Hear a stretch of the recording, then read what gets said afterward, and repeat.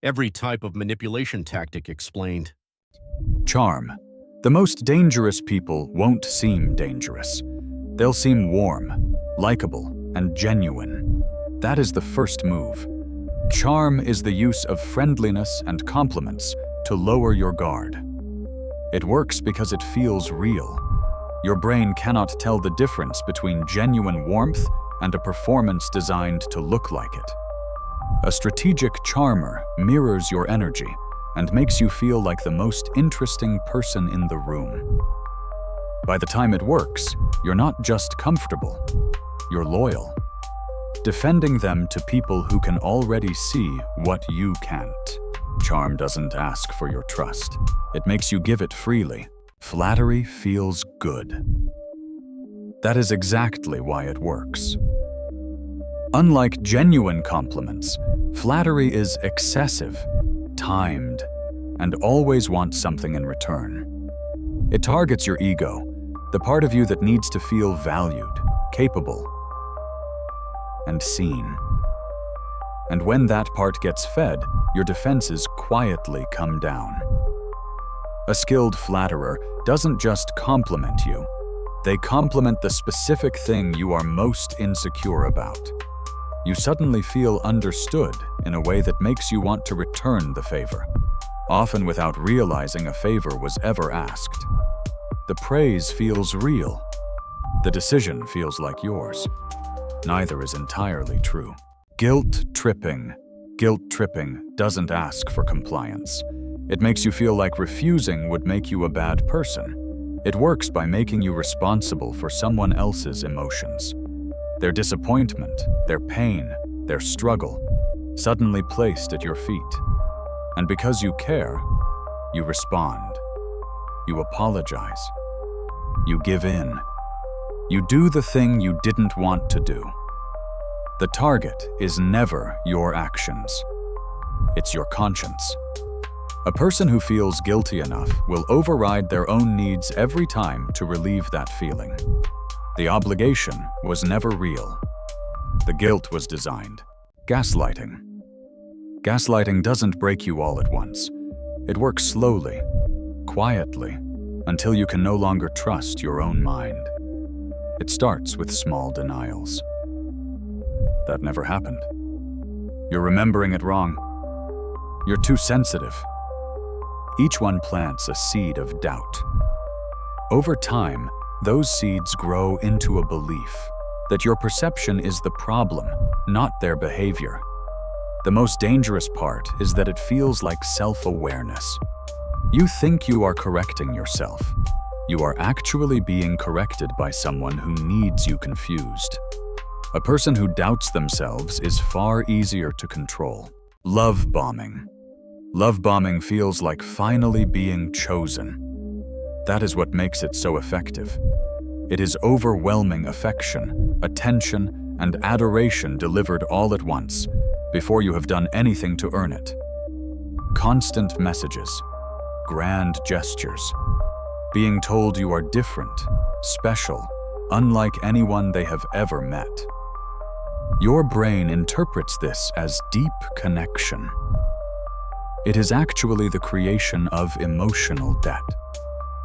By the time the warmth disappears, and it always does, you are already attached. Already trying to get back to the version of them that made you feel that way. The intensity was never about you. It was about getting leverage. Silent treatment. The silent treatment is not the absence of communication. It is a weapon that uses absence as pressure. When someone suddenly withdraws, no response. No acknowledgement, complete emotional disappearance, your nervous system treats it as a threat. You replay conversations. You search for what you did wrong. The discomfort grows until doing anything to restore contact feels better than sitting in the silence. That desperation is the goal. The silence was never about needing space. It was about watching how far you will go to end it.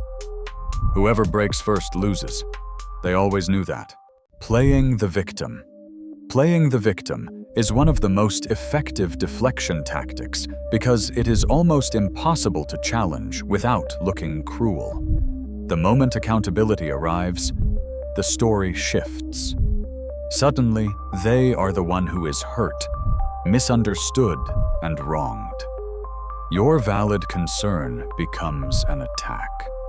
Their behavior becomes a response to suffering you apparently caused. It works because empathetic people will always pause when someone appears to be in pain. That pause is the exit they needed.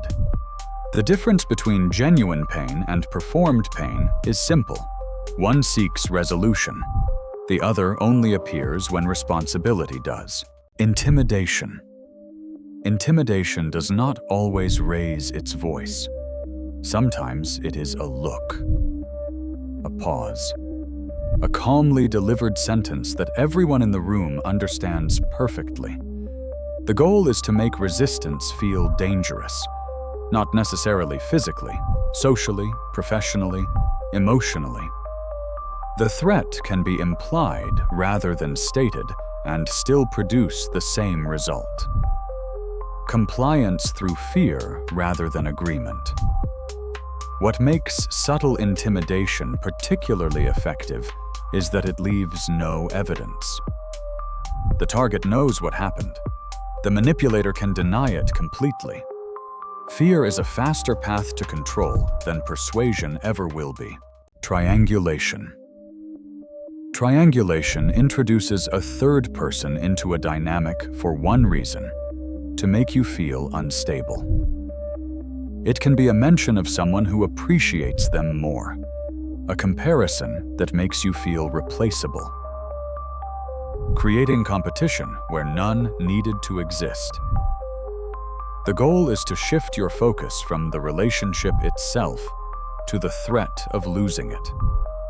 A person who feels they are competing for someone's attention will work harder, tolerate more, and question themselves longer than a person who feels secure ever would. The third person is rarely the point. Your insecurity is. Withholding information. Withholding information is manipulation through silence, not lying, simply never giving you the full picture.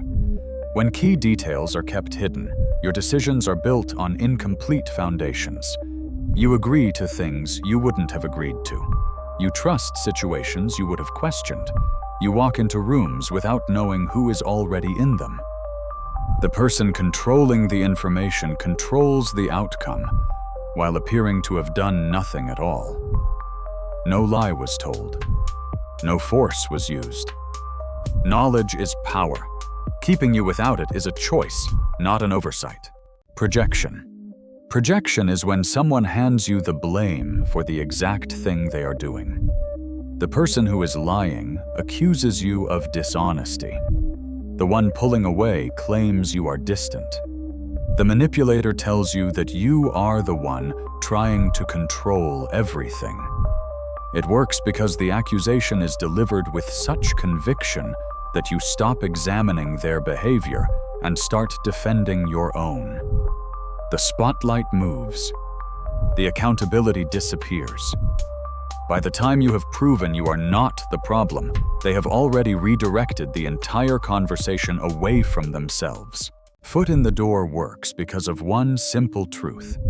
People need to feel consistent with their past decisions. It starts with a small request. Easy to say yes to. Harmless. But that yes creates an identity. You are now someone who helps, who agrees, who says yes to this person. The next request is slightly larger, then larger again.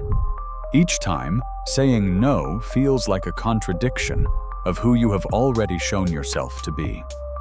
The discomfort of inconsistency pushes you toward compliance more reliably than any pressure ever could. You were never agreeing to the big request. You were agreeing to it in 10 small steps. You barely noticed. Follow mind fractured. Every manipulation tactic explained, one by one. Drop A if you've felt this before.